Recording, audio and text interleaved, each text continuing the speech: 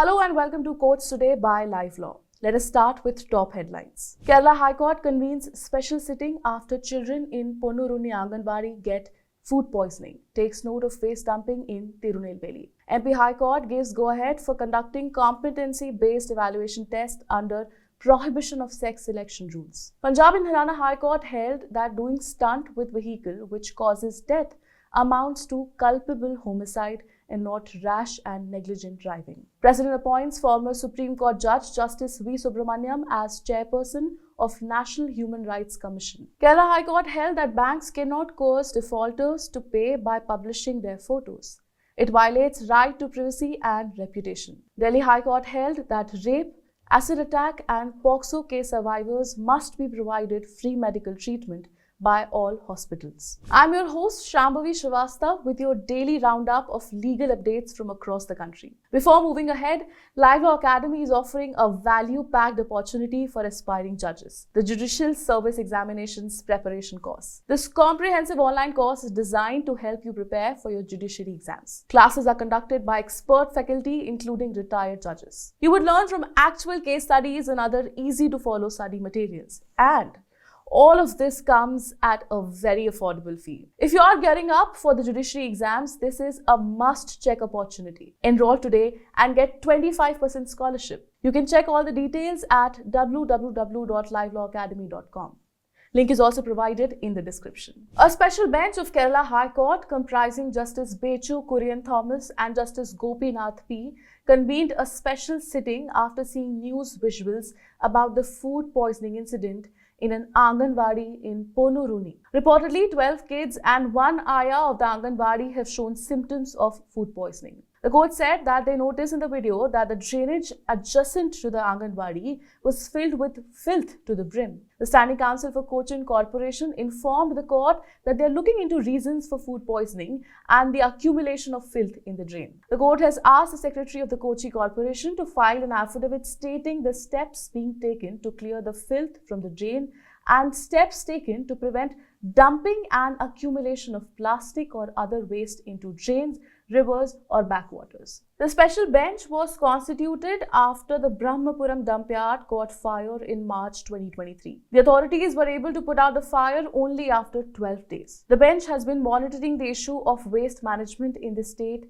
since then. Further, the Secretary of the Local Self-Government has been asked to file an affidavit detailing waste collection agencies and the steps taken to monitor their disposal methods. The Madhya Pradesh High Court has addressed a dispute involving rules for doctors working with sonography or ultrasound under laws meant to prevent sex selection and gender-based abortions. The law aims to prevent sex selection and gender-based abortions by prohibiting the misuse of diagnostic techniques for determining the sex of a fetus. Some doctors had previously been allowed to work as sonologists based on older rules under the Preconception and Prenatal Diagnostic Techniques Act 1996. However, new rules introduced in 2014 required them to undergo 6 months of training and pass a competency-based test to continue working as sonologists. These doctors argued that the new rules should not apply to them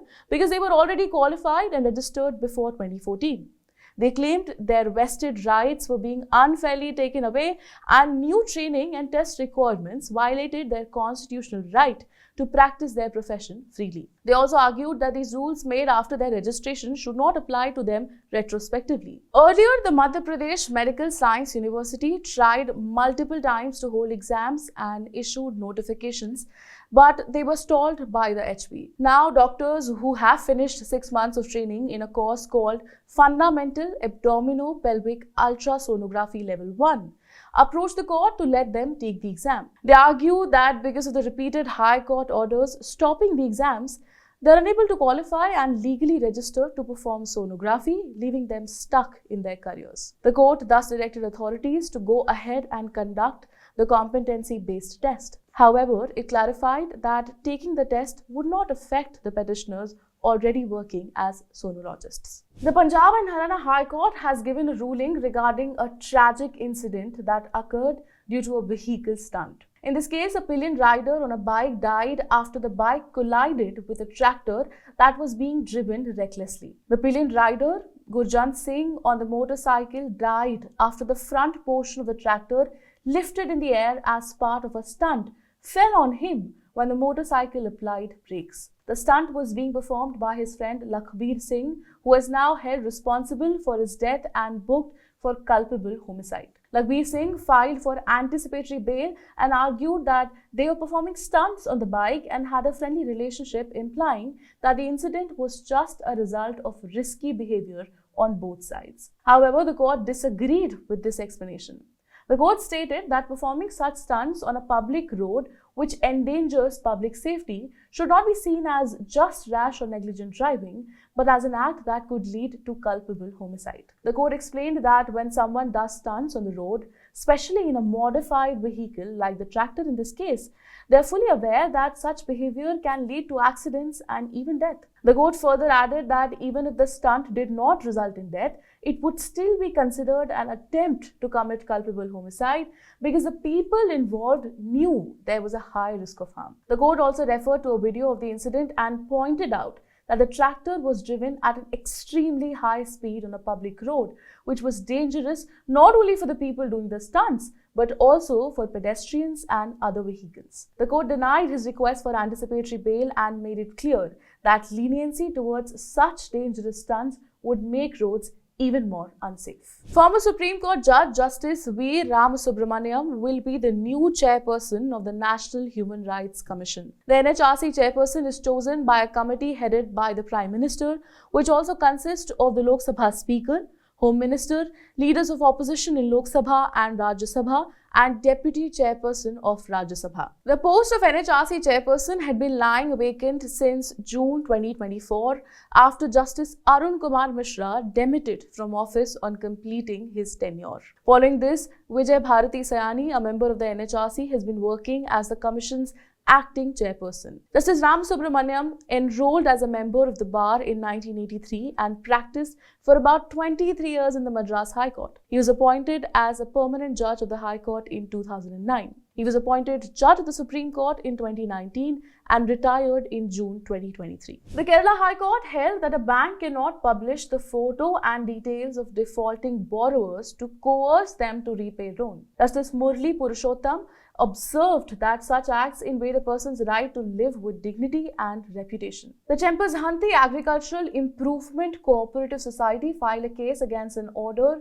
from the Assistant Registrar of Cooperative Societies. The order directed them to remove a flex board outside their office which displayed the names and photos of borrowers who had not repaid their loans. The society argued that they had repeatedly asked these borrowers to pay back their loans before using this method. They also claimed that many people repaid their loans after their details were published, and encouraged by this success, they planned to put up another board with more defaulters' names. The society further argued that this method was similar to the beat of Tom-Tom, or public announcements allowed under Rule 81 of the Kerala Cooperative Societies Rules during the attachment and sale of properties for loan recovery. But the court has held that borrowers cannot be coerced to repay the loans by threatening to damage their reputation and privacy. The publication or display of photographs and other details of defaulting borrowers in public will be an invasion on the right of the borrowers to live with dignity and reputation. Such deprivation of life and personal liberty cannot be made except according to procedure established by law. The court also commented that the practice of tom-tomming is an outdated and primitive method. The Delhi High Court has ruled that all survivors of rape, acid attacks and sexual violence, including POCSO cases, must receive free medical treatment at all government and private hospitals, nursing homes and clinics. A bench of Justice Pratibha M. Singh and Justice Amit Sharma issued important directions after noting that survivors often face challenges in accessing free medical care. The bench was actually dealing with an appeal in a POCSO case filed by the real father of the survivor, who had allegedly committed penetrative sexual assault upon her. Some of the directions include that all hospitals must provide free treatment. That would include first aid, diagnosis, lab tests, surgeries, counselings, mental and physical both. family counseling, and treatment for sexually transmitted diseases like HIV. Victims cannot be denied treatment due to lack of ID proof or inability to pay. Hospitals must admit and treat them immediately in emergencies. Survivors must be checked for pregnancy and provided contraception if needed. Hospitals must display boards stating free outpatient and inpatient medical treatment is available for victims and survivors of sexual assault, rape, gang rape, acid attacks, etc. in English and local languages. Let me tell you, refusing treatment to such survivors is a punishable offence under Section 200 of PNS. In Delhi, if victims or survivors approach the district or state legal services authority for free medical treatment, the Delhi Victims Compensation Scheme requires them to send their cases to the Delhi government to get free treatment at any government hospital. They can also refer these cases to private hospitals, nursing homes, or labs. The court in this case has emphasized that medical establishments must ensure victims receive immediate care without unnecessary delays or financial burdens. To read the guidelines in details, please visit LiveLaw.in. For more information on the cases discussed, visit our website at www.livelaw.in. Your support means the world to us. So don't forget to like, share and subscribe to our channel. You can also support us by clicking the thanks button below our videos or by becoming a member for just 89 rupees per month.